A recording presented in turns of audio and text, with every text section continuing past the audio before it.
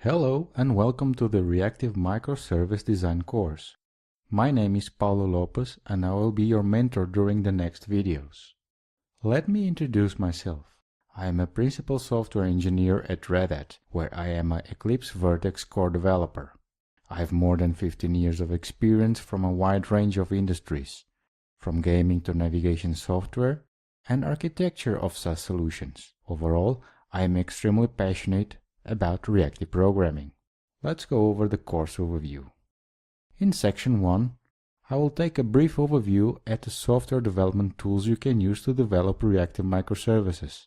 You will be introduced to Apache Maven, Git, Docker, Docker Compose, and IntelliJ IDEA.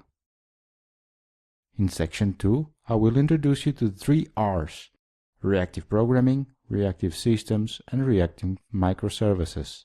You will learn the differences between reactive programming and reactive systems and their benefits, as well as what problems reactive microservices solve. How can a tool such as Eclipse Vert.X help? In section 3 is about the foundations of reactive microservices and focus on the form. The form is how the underlying parts are molded to create a reactive microservice. At the lowest level, it all boils down to a message-driven architecture.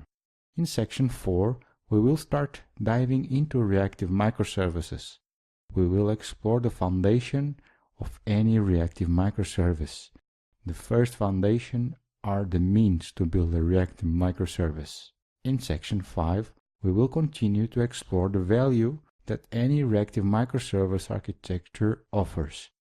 Building on the foundations of the previous section, we will explore the responsiveness trait that reactive microservices have.